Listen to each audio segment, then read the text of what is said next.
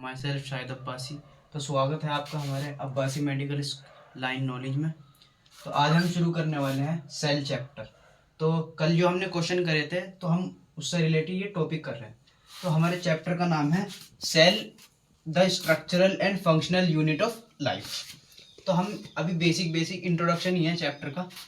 Cell जो है structural और फंक्शनल यूनिट होती है लाइफ की। स्ट्रक्चरल क्यों?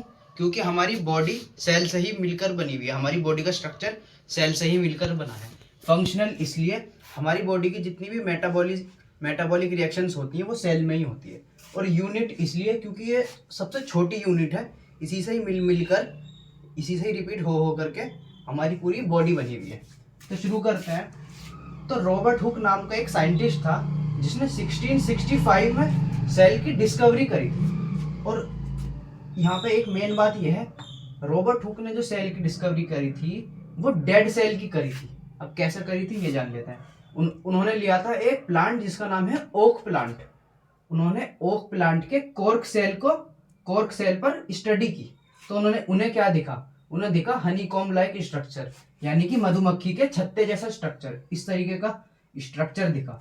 इन्होंने ये देखा ये इनमें खाली कंपार्टमेंट है, एम्प्टी कंपार्टमेंट है। तो इस एम्प्टी कंपार्टमेंट को इन्होंने टर्म दी सेलुला। अब ये सेल डेड सेल क्यों थी? जब इन्होंने इस पर रिसर्च करी तो इन्हें पता चला कि इसकी जो सेल वॉल है वो डेड है।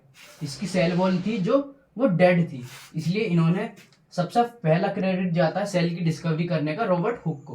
पर इन्होंने डेड सेल की, मरे हुए सेल की डिस्कवरी की।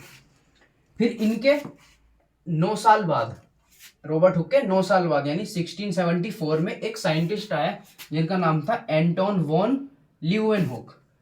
साइंटिस्ट के नाम से या ईयर से डायरेक्ट क्वेश्चन आ जाता है। तो ये फर्स्ट पर्सन थे जिसने लिविंग सेल देखा। इन्होंने डेड सेल की डिस्कवरी की, इन्होंने डिस्कवरी की लिविंग सेल की 1674 में। अब एक है रॉबर्ट ब्राउन, एक रॉबर्ट हुक है, एक उसका ही भाई है रॉबर्ट ब्राउन। तो रॉबर्ट ब्राउन ने 1831 में डिस्कवरी करी थी न्यूक्लियस की।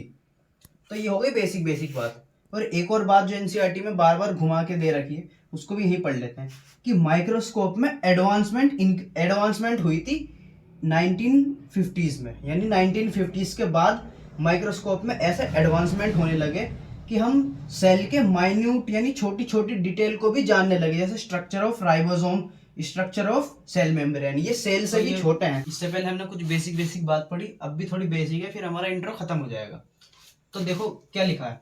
पहली लाइन लिखिए presence of cell equal to defining feature. यानी कि अगर हमें किसी चीज को डिफाइन करना है कि वो जिंदा है तो उसमें सेल होनी ही चाहिए। मतलब प्रेजेंस ऑफ सेल वॉल क्या है? एक डिफाइनिंग फीचर है। अगर किसी के अंदर सेल नहीं है तो हम उसे लिविंग नहीं मानेंगे। एनीथिंग, कुछ भी हो, कोई भी हो, अगर वो एक सेल भी नहीं है उसमें, अगर वो एक सेल से भी कम है तो वो इंडिपेंडेंटली सर्वाइव नहीं कर सकता।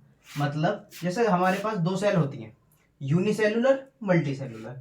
यूनिसेलुलर में एक सेल होती है, मल्टीसेलुलर में बहुत सारी सेल होती है।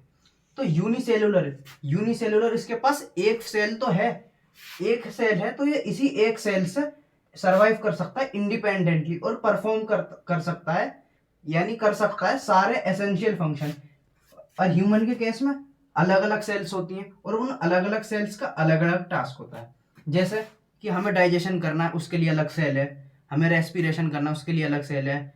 तो हमें जितने भी फंक्शन करने होंगे तो हमारे पास डिफरेंट सेल है डिफरेंट टास्क करने के लिए। पर इसके पास एक सिंगल सेल ही है, ये इसी सिंगल सेल में, ये इसमें डाइजेशन, एब्जॉर्प्शन, सारा काम ये इसी सिंगल सेल में कर लेता है। तो इसलिए यहाँ से स्टेटमेंट से क्वेश्चन आता है कि सिंगल सेल सर्वाइव कर सकते हैं इंडिपेंडेंटली और परफॉर्म करते हैं सारे एसेंशियल फंक्शन। तो यही बात यहाँ लिखी है कि अगर कोई सेल से भी कम है तो वो इंडिपेंडेंटली सर्वाइव नहीं कर सकता।